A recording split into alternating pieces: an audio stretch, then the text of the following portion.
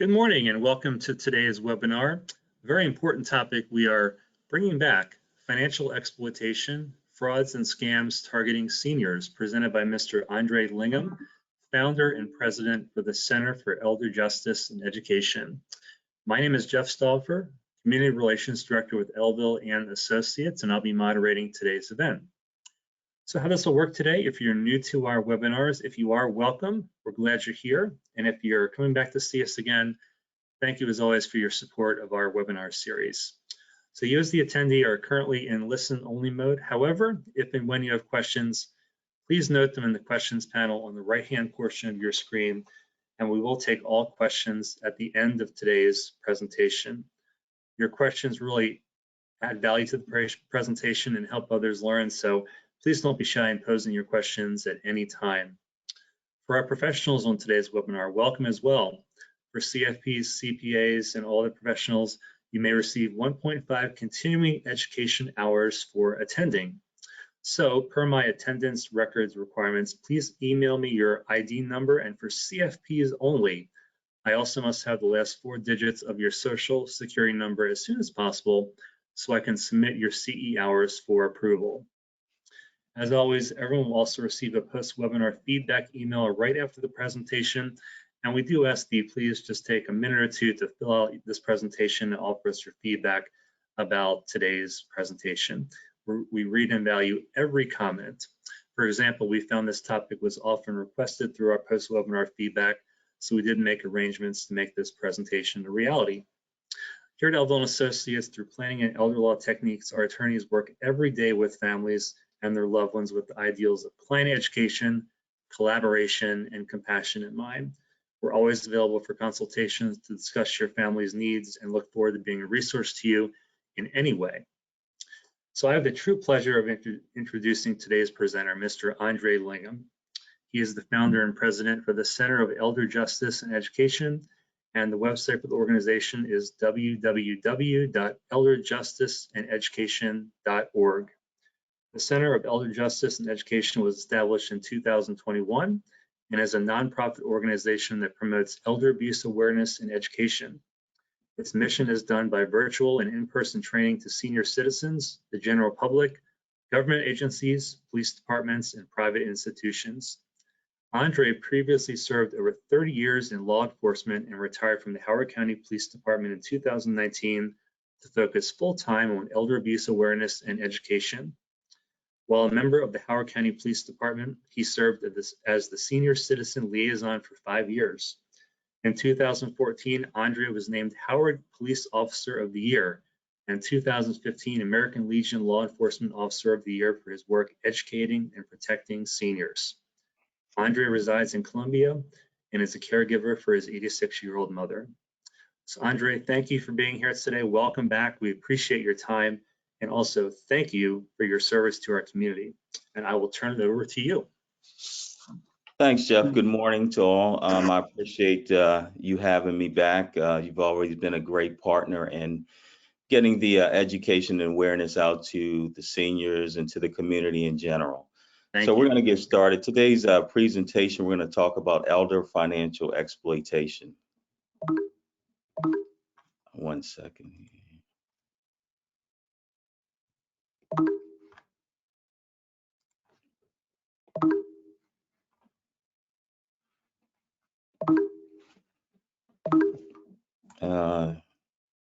All right, there we go. Sorry about that. So what is elder financial exploitation? It's the illegal taking, misuse, or concealment of an older adult's funds, property, or assets.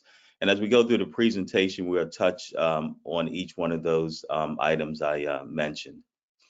So some little known facts is estimated seniors lose about between $3 billion and $36 billion per year.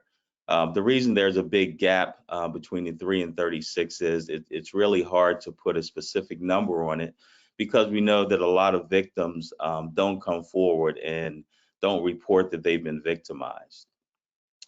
During COVID, it's estimated seniors lost about $100 million directly related to COVID-19 scams.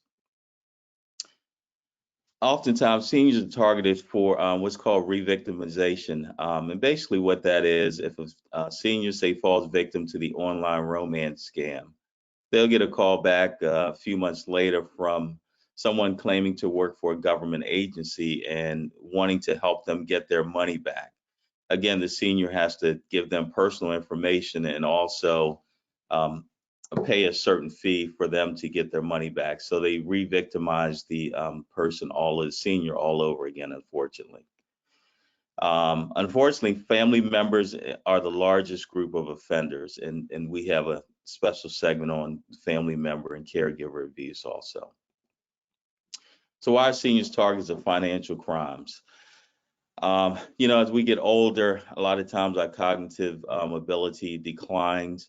And unfortunately, we have a certain segment of society now that has dementia and Alzheimer's, which opens themselves up to being victimized by scammers. Um, Oftentimes, seniors are dependent on others for their daily needs.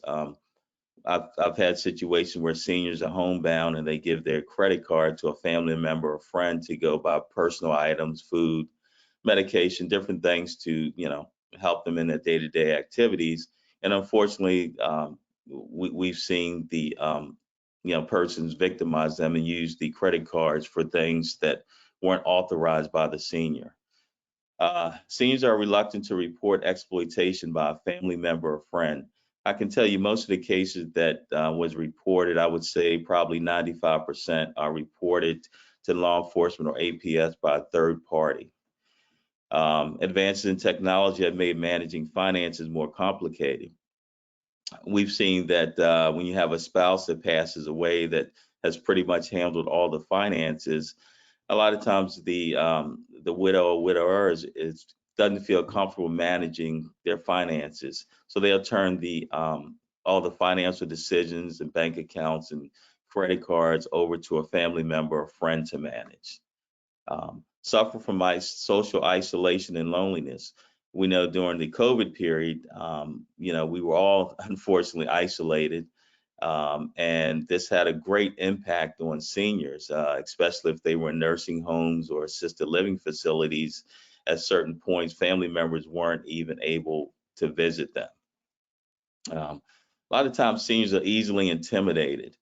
I have a clip here of a senior that had fallen victim to a foreign lottery scam, and these figured out that it was a scam and stopped sending them money. So they started harassing her over the phone, and this is one of the messages that they left.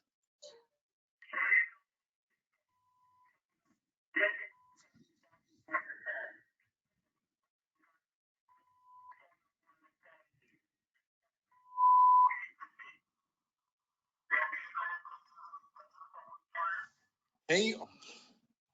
So one of the last things they said is, "Do you want me to come over there and set your home on fire?" So what they'll do is go to Google Earth and pull, because they have the senior's address, they'll pull up the photos, satellite photos of the senior's residence, and then they'll call back and say, "Hey, we haven't heard from you. We were just by your house, and I know you have a camper in your front yard," or they'll pick out something specific to that residence to get them to believe that they were actually at their house or by their house. I had a senior in Ellicott City that this happened to, and I had to spend probably 3 or 4 hours with her, just convincing her that, it was a scam, and this is how the scam, plays out, and that, she doesn't have anything to fear. So some red flags and warning signs. It could be one or all of these, but primarily with bank accounts, you see large, frequent, or unexplained withdrawals that seniors, typically wouldn't make. Sudden failure to pay bills. You'll visit a friend, a senior, and their water's cut off, or the lights cut off, or the cables cut off. Isolation from family and friends. A lot of time, if it's a caregiver situation and the family members want to isolate the senior from other family members, they won't allow them to visit, or they won't accept their phone calls. New best friends or long lost relatives. You'll see, friends that will say, hey, I'll help you do this, or I'll take care of this, I'll take care of that. And before long, they're pretty much managing everything that the senior has and managing their day-to-day activities. You'll see mood changes such as anxiety or depression. So we're going to talk about a few scams, telemarketing scams. I know I probably get 10 to 15 telemarketing calls per day on my phone. And they really target seniors, and they're high pressure calls, trying to get them to make decisions right away. So some of the things that we look at with telemarketing fraud is they'll want you to act now or the offer won't be good. They want you to make that decision right then and there. You're one of a few people eligible for this great prize or this great thing we're offering. Ms. Jones, can you just verify your name, middle name, social security number, your address? We just need this information to verify that it is you, which leads the senior, which opens them up to being financially victimized, and also just, where they open up credit cards and different things like that. You have won a free gift, vacation, or prize, but you must pay for the postage, handling, and other fees.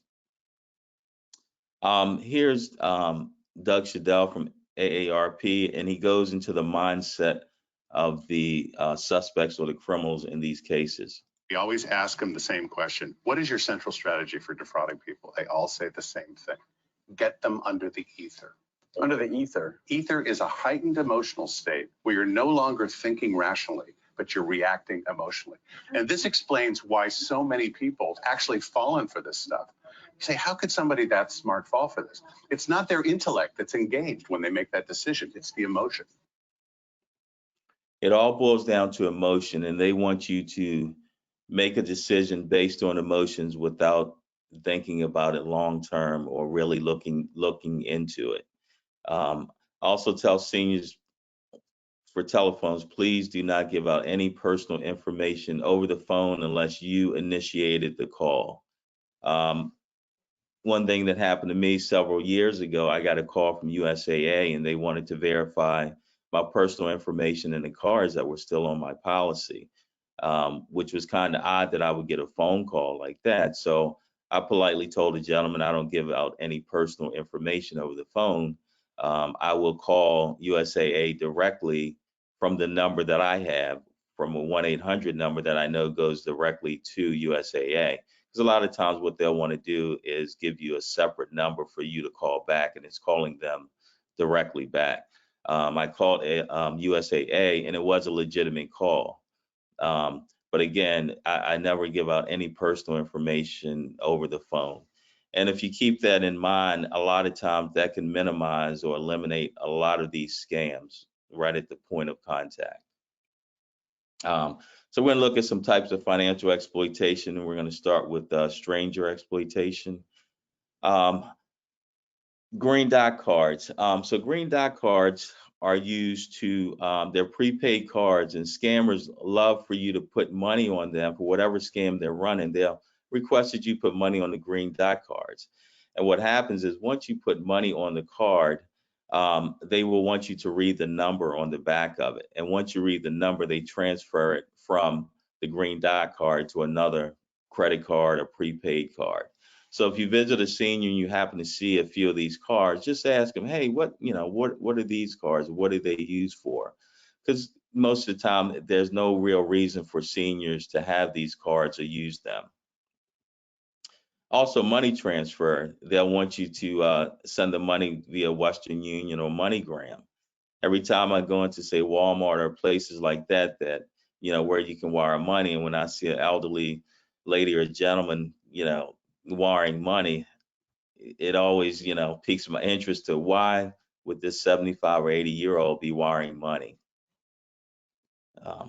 So now we're going to look at a few current event scams. We know what's going on now with the hurricane in Florida, the Ukraine war.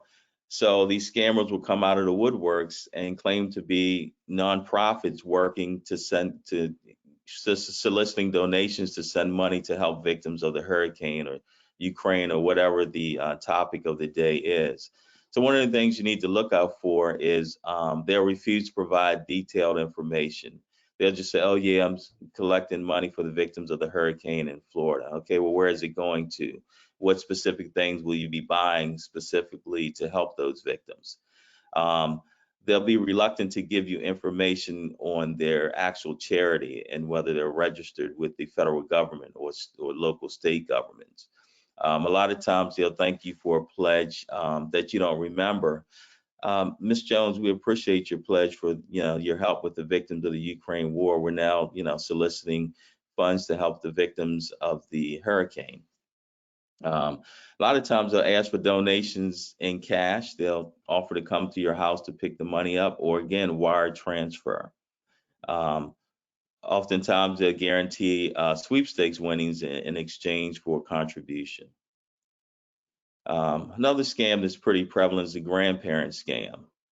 And what they do is contact you claiming to be a grandson or granddaughter that's in trouble, and they'll need money to help them, whether it's they've been arrested or they've been in an accident, or whatever reason that they need money that they come up with, they'll want you to send them money.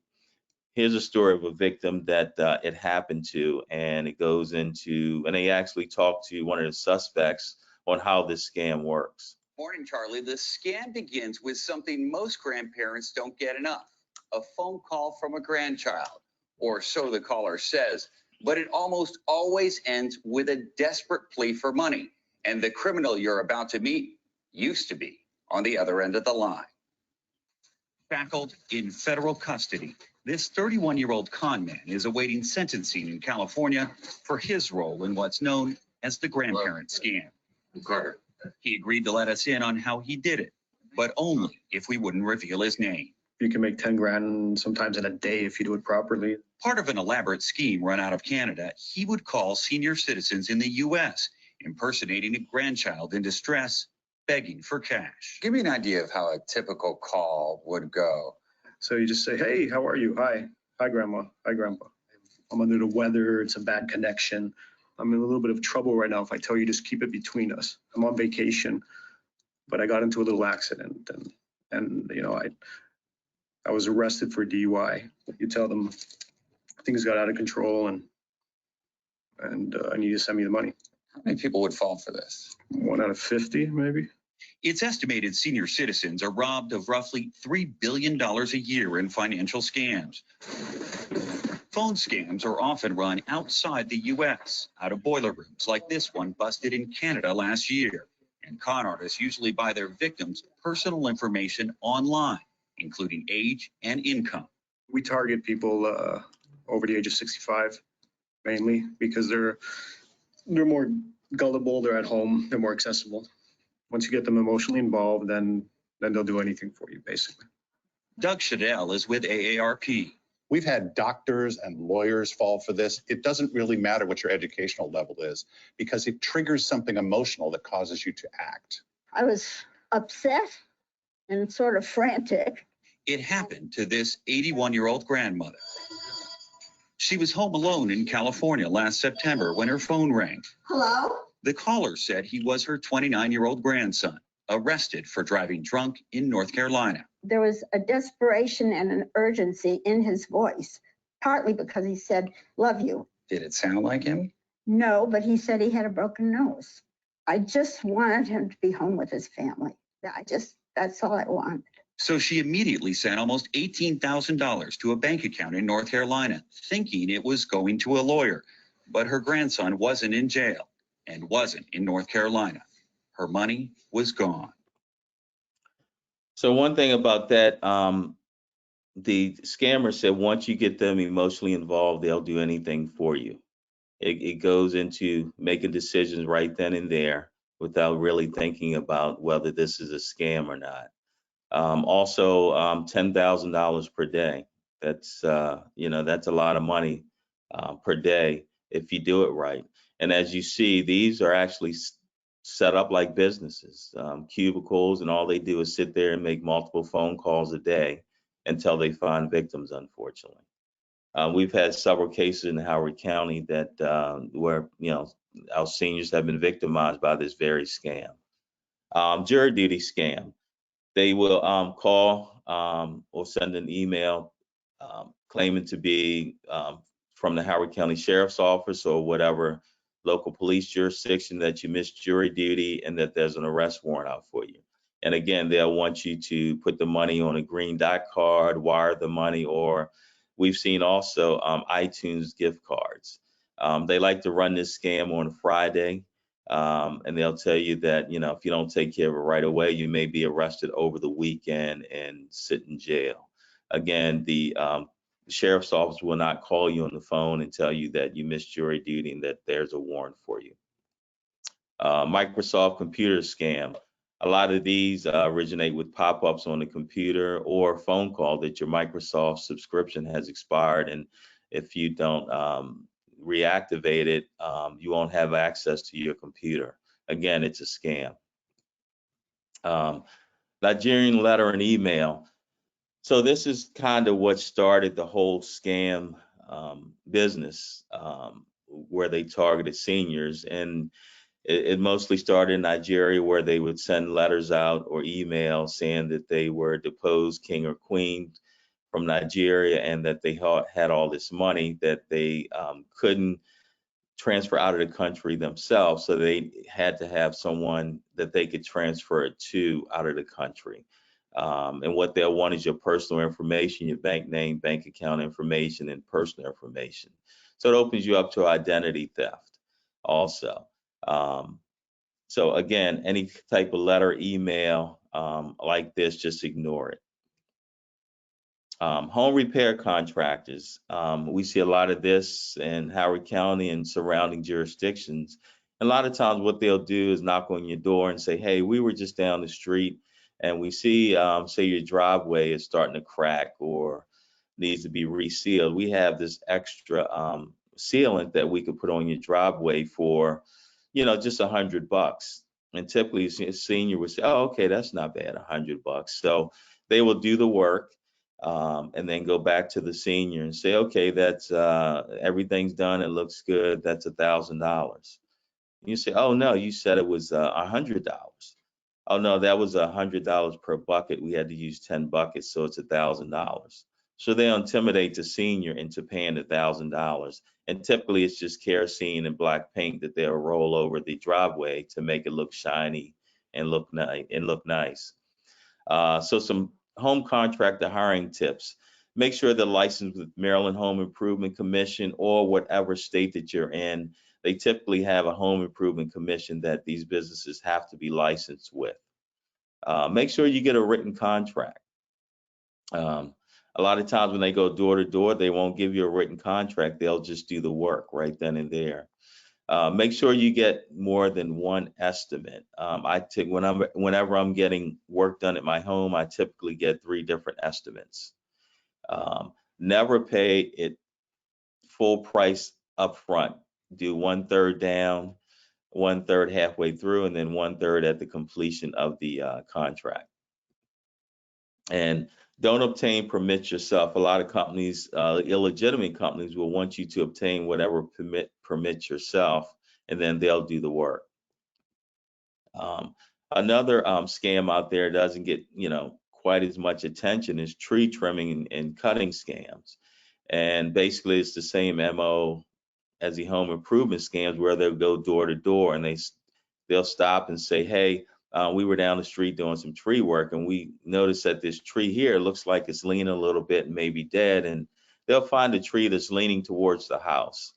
And then they'll say, oh yeah, it's dead and has tree worms, and we suggest that you get it cut down. So here's some of the tree trimming scam protections. Never enter into any agreement with tree trimmers soliciting door to door. So all tree trimmers and tree work companies, if you're doing any work over 20 feet tall, you must have a tree expert license and insurance.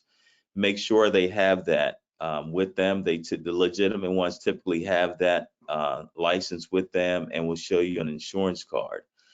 You can contact the Department of Natural Resources to confirm that the licenses are good, because we've actually seen some scammers that will make up fake licenses and provide to seniors. get and keep a written contract. A lot of times what they'll do is write out a contract, but they'll never give you a copy of it. So you won't have anything tangible in writing. Pay by check and make payable. If you pay by check, make payable to a business owner. Business only. A lot of times what we'll see is they will want you to make it out to them personally, and then they'll go to a check cashing place and check and cash it. This is a case I worked on. This person, George Defaball, actually scammed my neighbor out of about $6,000. Unfortunately, my neighbor was intimidated and really didn't want to go forward with it, so we couldn't prosecute him on that case. We did prosecute him on another case where he contacted a senior, said a tree in his yard was infested with worms and that it was leaning and dead. He charged the senior $12,000 to cut down 5 trees. The senior contacted his daughter, who in turn contacted police. I got the report, went out and met with the senior, and he explained what happened, that, Mr. Defaball came and knocked on the door. They entered into this agreement. He wrote him a personal check. So I contacted the Department of Natural Resources, had them come out, and we checked the tree, and there was nothing wrong with the trees. So I ended up charging him with fraud, theft, and destruction of property. He was sentenced to 6 months in jail. So this was the first case of tree trimming scams that we had in Howard County. Sweepstakes and lottery scams. A lot of times seniors will get letters that look something like this from National Lottery Commission or American International Lottery Corporation, and what they'll do is throw, say you want millions of dollars or a car or motorcycle or whatever they're trying to get you to send them money for. And typically they'll say you want it, but you have to pay the taxes. Some companies will also say they'll pay the taxes for you. So they'll send you a bogus check in the mail. They'll want you to deposit the check and then send them a check with the amount that was on the bogus check. So in this case, they sent them a letter and then sent them a check with it for $3,750 to pay for the taxes. Once the person deposited and then sent a real check back to them, they cashed the check on the back end. Here's a case that happened where, unfortunately, some seniors were victimized by this scam and potentially turned into criminals related to the scam. Donna Parker can't help but feel guilty. I felt stupid. It's like, I should have known. I should have looked. I should have paid attention, but I didn't. By the time she figured out what was happening, her elderly parents were hundreds of thousands in debt. And I just spent all this time going, oh my goodness. Oh my goodness. By phone and mail, a ring of Canadian sweepstakes scammers had tricked Charles and Miriam Parker into giving away their life savings. And before it was over, the highly educated couple had become unwitting accomplices in what officials say is a $3 billion a year racket. I've been on house calls with older adults where there have been concerns about abuse or neglect, and literally not 60 seconds would go by that their phone wasn't ringing. And I would pick up the phone and say hello, and it was, a Nigerian princess or somebody in the Canadian lottery. FBI agent Joan Fleming handled the Parker case and says the problem is getting worse every year. I'm seeing larger amounts of money from single victims reported. 6 figures is not unusual. But what makes the Parker case unusual is that after they'd been cleaned out, the couple became what authorities call money mules. The scammers would have other elderly victims send cash to the Parkers, hidden in old magazines. Mrs. Parker would then repackage it and forward it to Montreal. Having the money hopscotch from one victim to another makes it much more complicated. The Parkers' troubles began sometime in late 2004. I knew my dad had a good retirement. I knew for years they'd been able, after he retired, been able to live within their means, then all of a sudden they couldn't. Like many victims, her parents hadn't been diagnosed with dementia or any other mental deficiency. Even in the really early stages before you have Alzheimer's, like mild cognitive impairment, you become more vulnerable to getting scammed. Everybody said to me, it's their money. It's their money. After nearly 4 years of struggle, the Parker children sued to have their parents declared financially incompetent. You know how hard that is to take your parents to court? The one thing my dad kept saying was, I am not mentally incompetent. So here's a case that I worked on. My victim was 83 years old, lived in Ellicott City with her husband, received a call from a suspect that stating that she had won a few $1 million and a BMW, but she just had to pay the taxes.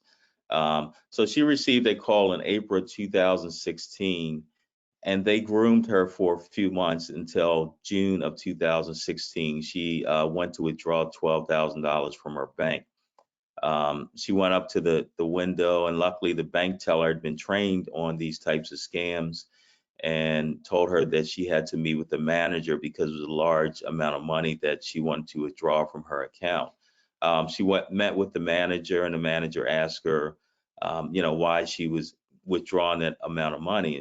And she told him, I had won a lottery and I need to pay the taxes. So he explained to her that it was probably a scam and recommended that, she didn't send the money. She said, well, I know these people, they're good Christian people, and I just want my money so I can send it to them. Luckily, he contacted the police department. The officer went out, spoke with her also. Again, she didn't want any help. The officer got her name and address, forwarded to me. I went out and met with her.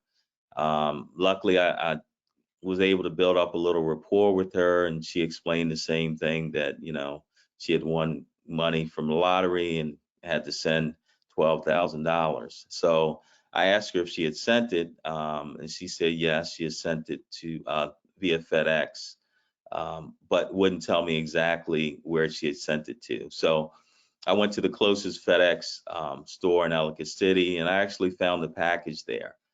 So I had a decision to make. Was I going to seize the package, and then I would just have to return it to her, and then she would turn around and send it again, or let it go all the way through?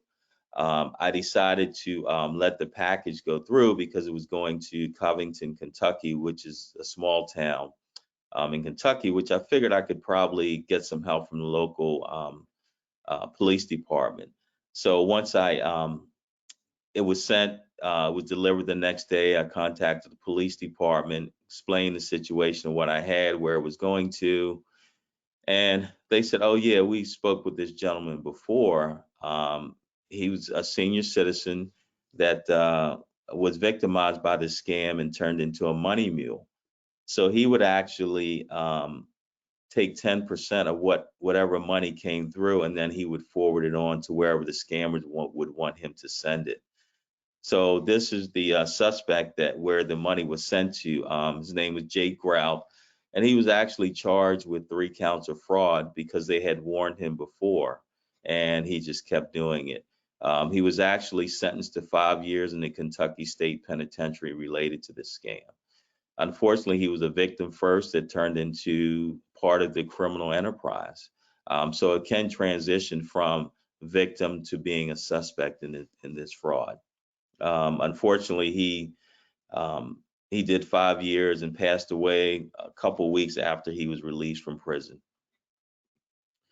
Another scam that's out there is IRS tax scam, where they'll call and say, hey, you owe money to the IRS and we have an arrest warrant for you, and if you don't pay us right now, we're going to arrest you. Again, it's the same MO as all the other types of scams that they run over the phone, where they want you to send them money right away. The IRS will not call you on the phone. They'll typically send you a registered letter and request that you contact them to resolve whatever matters that they have. Another one's an online romance scam. Unfortunately, we see a lot of seniors being victimized by this scam. Here's a victim that talks about her situation, and then I'll go over a case that I worked on in Howard County. I'm lonely, so, and I spend a lot of time on the computer playing games. And I just happened to go to the date site. When Janet Cook went looking for love online 17 years after losing her husband, she found a suitor on the very first day. I liked him because he said sweet things, and he was very charming. After 4 months of courtship, including emails and phone calls, but never meeting in person, the man who claimed to be a contractor from Virginia was suddenly stuck somewhere in Africa and in serious trouble. According to the story, he became very ill, and he was in the hospital. He claimed to have had a kidney transplant, and it was like $4,000 a month. I was really worried about him. I thought the man was going to die. The money started to add up, and before Janet realized she was being swindled, the 76-year-old widow was out roughly $300,000. These are people who have worked so hard for their savings, and now they're giving it all away to the romance scammers. So here's a case that I worked on. A victim was a 67-year-old retired doctor who had early onset of dementia. She had a profile on Facebook, and the suspect initiated contact with her. And typically what they'll do is once they initiate contact with you via Facebook or another social media platform, they'll try to get you off of that platform to a different type of communication website. In this case, it was via Vipe, which is really hard to track for law enforcement. His MO was that he was from Texas, but was working on an oil rig in the Gulf of Mexico. They built up a relationship probably over a 4-month period where they had planned to move to Florida once his contract was done working on the oil rig. He even set up fake airline tickets that he was going to come visit her, and each time something happened where he couldn't come and visit. So eventually it turned into, well, I need money to pay my workers and money for drill bits and different types of equipment. She started sending him money, and these are the wire transfers that she sent him. First one was $76,000. Second was $56,000. $56,000 that was made on the same day. $55,000. $250,000. $50,000. And the final one was $50,000. These wire transfers was over about a 3-week period. Unfortunately, she lost all that money and still believed that the person that she had been communicating with was a real person and wasn't out to scam her. She had never talked to him on the phone. She only communicated through email. I got a call from a family member of hers about 6 months after I initially took this report, and she attempted to send another $500,000 to this person. These are the hardest cases for law enforcement and family members to get ahead of, because the victim really wants that fairy tale to come true, and they will find ways to do it without family members knowing or finding out. So you really, if you have a family member that's fallen victim to this, you really, really need to monitor them and all their transactions and pretty much everything that they're doing. This is a case that happened recently, August 10th. Special Deputy United States Marshal facing federal charge for money laundering related to romance scam involving more than 20 victims. He made $1.9 million in combined victim losses. Again, it involved 20 victims, and they were contacted via social media platforms and dating sites. His MO was he was a deployed member in the U.S. Armed Forces. He convinced one victim to send him $300,000. He had claimed to be a major general in the Armed Forces. A twist on this scam now is cryptocurrency romance scam. So it's pretty much the same MO as the other ones. except they will say they work in the cryptocurrency field, and they'll convince you that you can make a lot of money by investing in cryptocurrency. So what they'll do initially is suggest you send a low amount, say $500, and we'll let it sit and see what happens. So you'll send them $500, and in a month you'll get a statement that it's worth maybe $2,000. So your natural inclination is you want to send them more money. So what they'll do is they'll keep running this scam, and you'll keep sending more money and more money, and they'll actually set up fake websites so you can see how much your cryptocurrency value is for the fake account. It'll get to a certain point where they'll shut everything down. Now you've lost basically all your money, and they've shut down the website and they disappear. So everything is pretty much gone. But this type of scam really, gained tread probably about a year ago. This is sweetheart swindle, and typically what they do is they'll have a chance meeting with the senior, and then they'll build up a relationship with them. And again, they'll start coming to the senior's home, helping them cook, clean, do different things like that. And of course, it turns into some sort of tragedy where they need money, and the senior will start giving them money. And as soon as the seniors, spends all their money, or the suspects get enough, they'll move on to another victim. So now we'll talk about some known person exploitation. And these could be relatives, adult children, grandchildren, distant relatives, nieces, nephews. And unfortunately, these are the largest group of offenders. And typically, the abuse isn't discovered until the elder's assets have been depleted. Also could include handymen, investment advisors, church members. Unfortunately, I had a case where a senior attended a local church, and one of the church members befriended her, built up a relationship with her, and had the senior sign her home over to the church member. The family didn't realize it until the senior passed away, and realized at that point that the home that was paid off in full was signed over to a friend or a member of the church. So now we look at professional caregivers. So hiring caregivers. My mom lived with me for 8 years, and we had several different caregivers come in and out to help her with showers and different things like that. One of the things I made sure of is I hired a caregiver from a licensed, insured, and bonded agency. I wouldn't go on Craigslist or word of mouth or anything like that. I made sure they were from a licensed business. And make sure there's a background check, and ask what type of background check. If it's just a local background check, I would rather have a background check that's done nationally as opposed to one that's done locally. Make sure you photograph and secure valuable items, because you don't know this person that's coming into your home.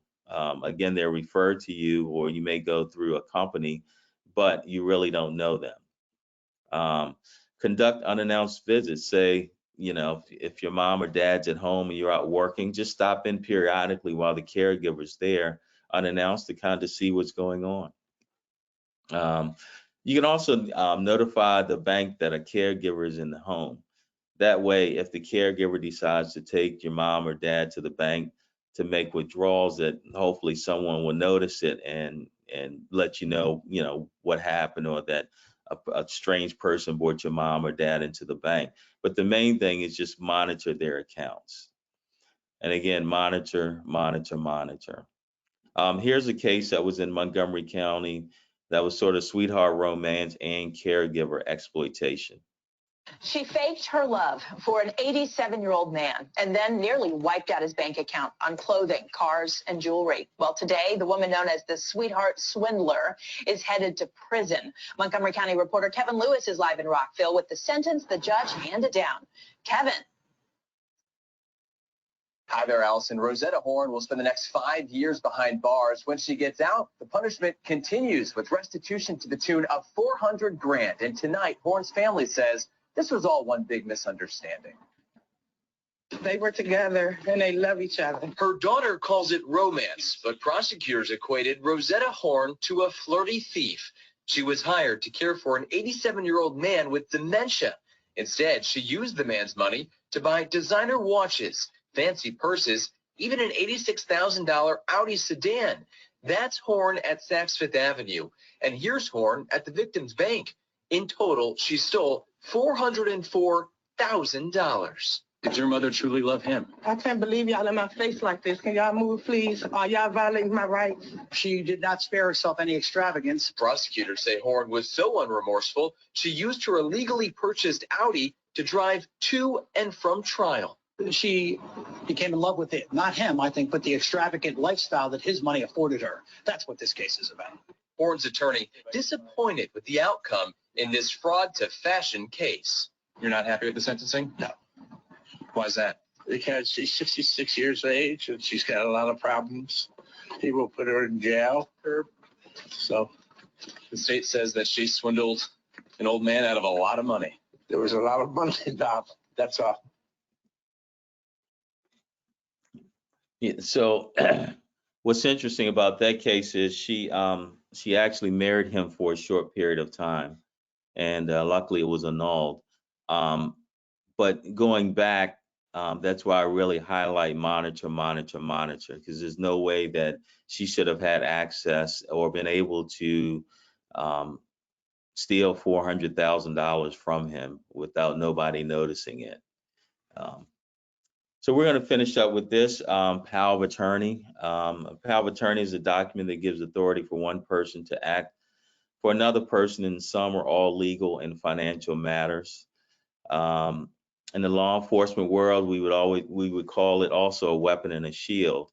And what I mean by that is the weapon that these suspects and perpetrators would use to victimize a senior.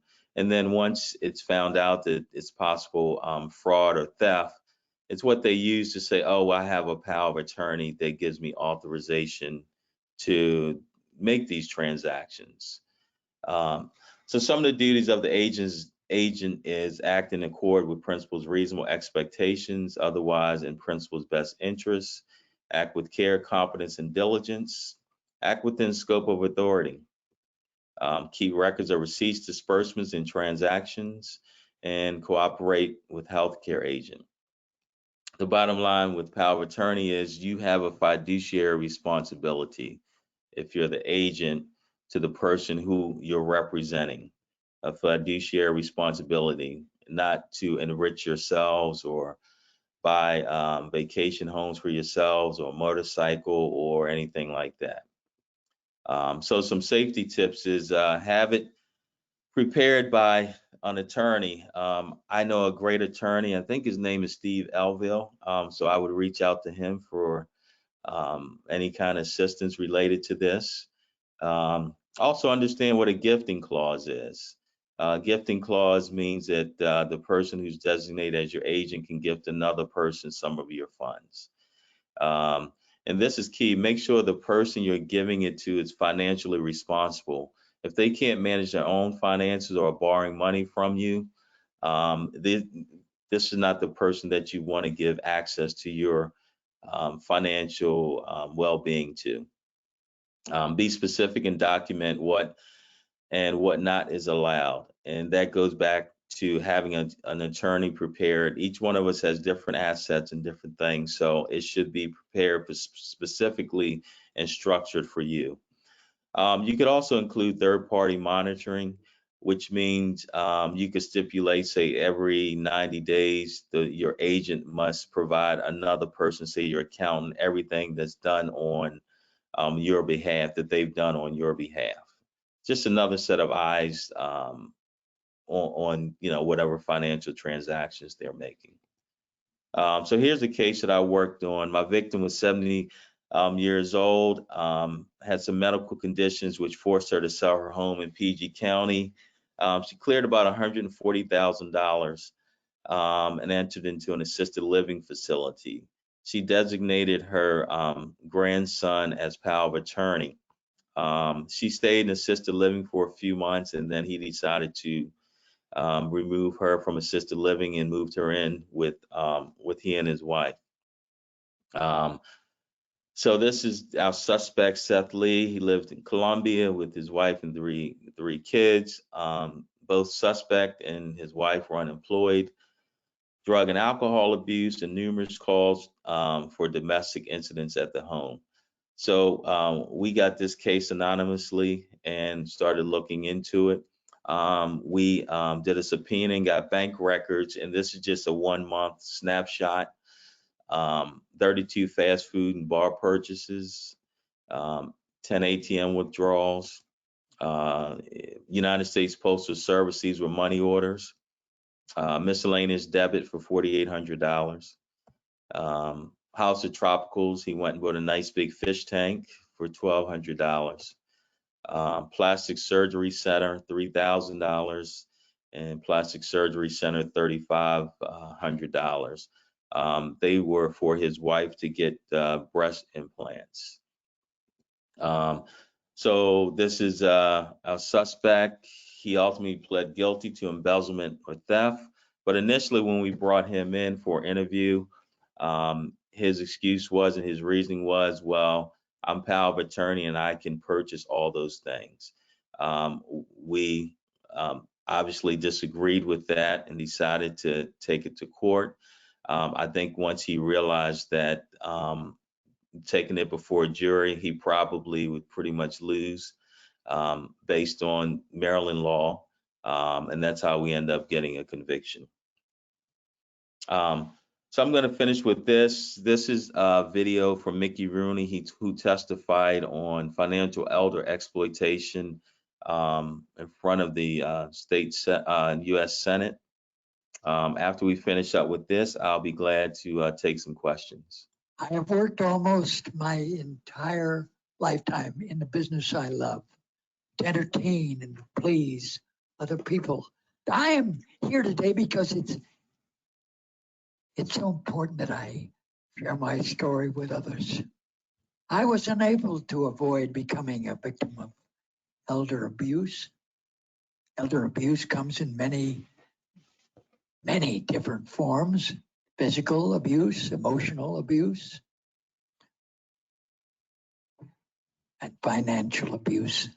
Even with success, my monetary thing called money was stolen from me, yet stolen by someone close. Many times, sadly, as with my situation, the elder abuse involves a family member. You feel scared, disappointed, yes, and angry. And you can't believe that it's happening to you. You feel overwhelmed. The strength you need to fight it. You can be in control of your life 1 minute, ladies and gentlemen, and in the next minute, like that, you have absolutely, believe it or not, no control of your life. Sometimes this happens quickly, but other times it's very, very gradual. Over the course of time, my daily life became unbearable.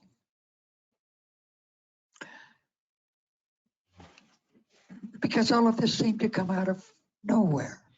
At first, it was something small, and I could control it, but then it became something sinister that was completely out of my control. I felt trapped, scared, used, and frustrated. I came here for you to think of the literally millions of seniors who are abused. You're not alone. And you have nothing, ladies and gentlemen, to be ashamed of. You deserve, yes, you deserve better. You all have the right to control your own life. Everyone does. You have the right to control your life and be happy. Please, for yourself, end the cycle of abuse and do not allow yourself to be silenced anymore. Tell your story to anyone, someone, and let them know the elder abuse happened to me. That's why I'm here to tell you a little about it. To me, Mickey Rooney. And if it can happen to me, oh, God willing it and unwilling it, it can happen to anyone. I'm asking you to stop this of elderly abuse.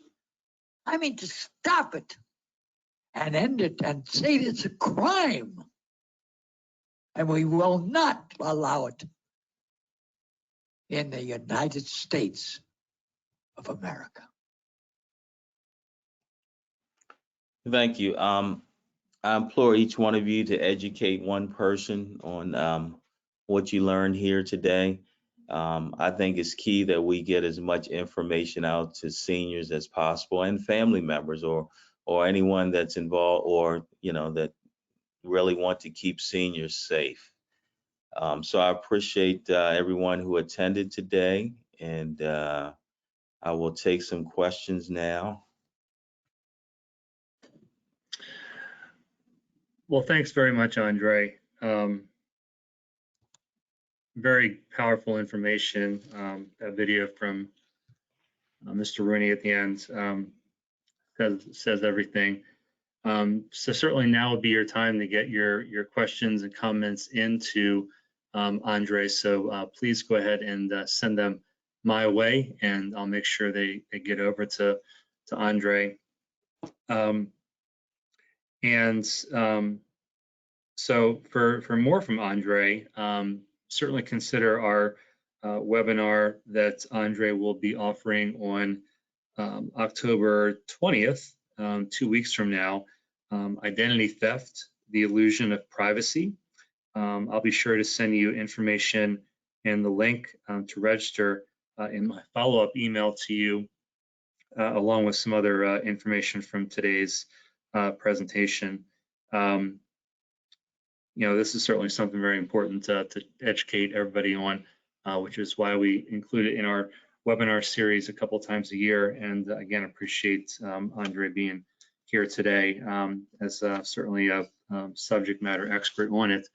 And also one thing I'll say before looks like we have a couple questions coming in, that financial power of attorney, I'm not an attorney, but I hear it every day here, that financial power of attorney, by and large, Mr. Elville, along with our other attorneys, consider that the most powerful document in estate planning.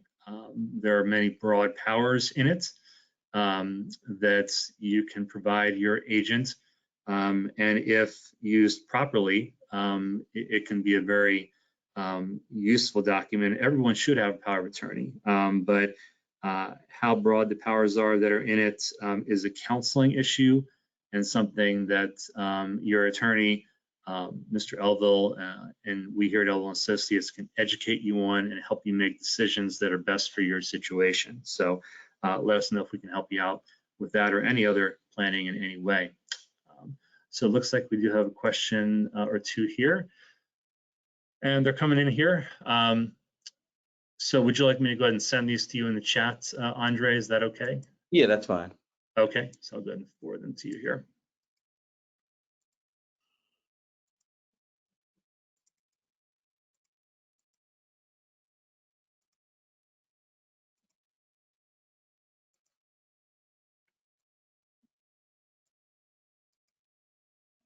So I just sent you the first one, and I'll send you the other ones. Okay.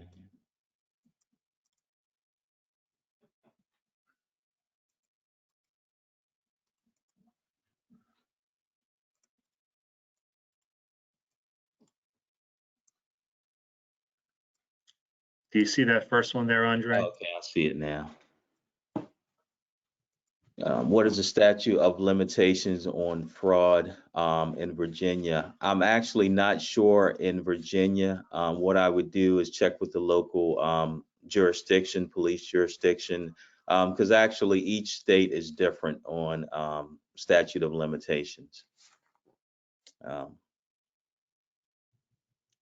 Okay. The question is, other than the do not call registry, is there a way to stop scam calls to seniors? Unfortunately, no. And I get this question quite a bit. Do not call registry, typically companies that are legitimate will use this. The scammers really don't care about it, because what they do is they're constantly changing their numbers. So today it may be one number, and then tomorrow it may be a different number.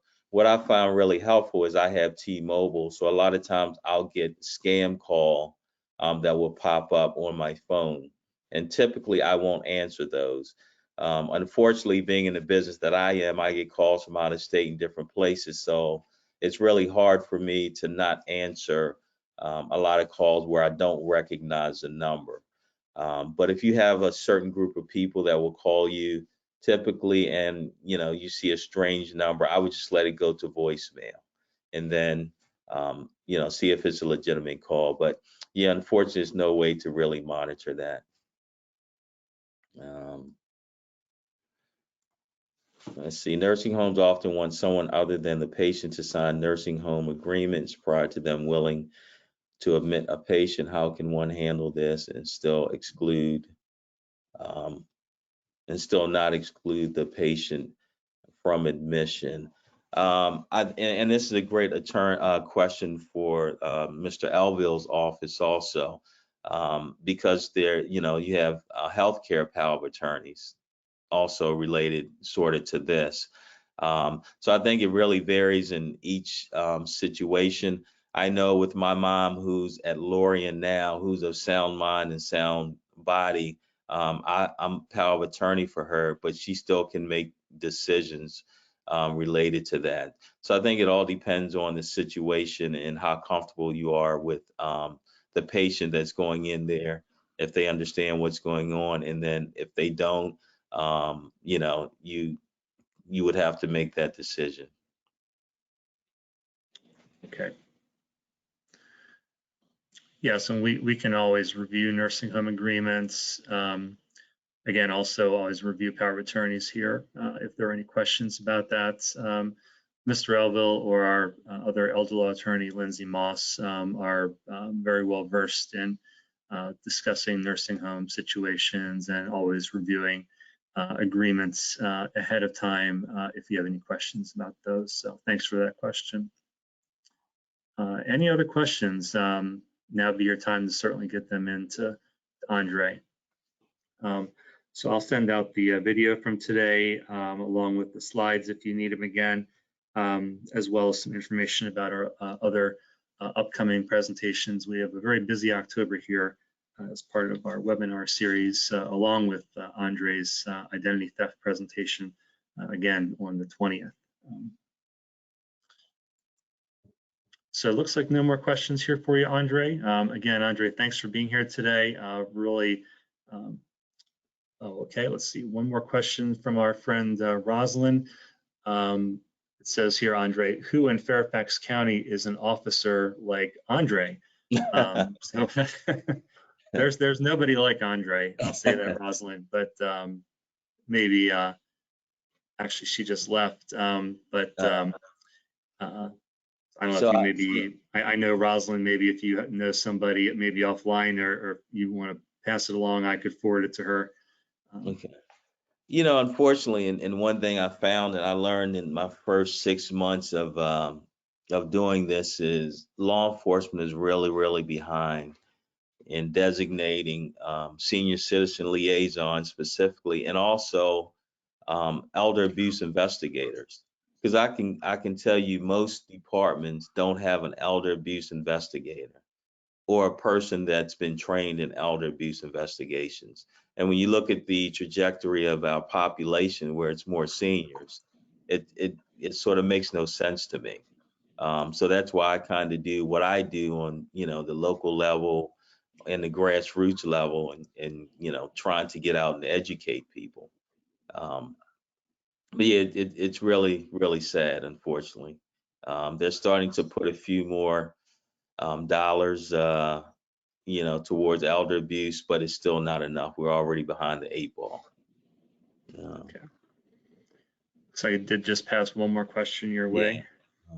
See, what recourse do I have against assisted living facility for my sister with dementia who was charged $2,500 a month when her placement was $1,400 a month?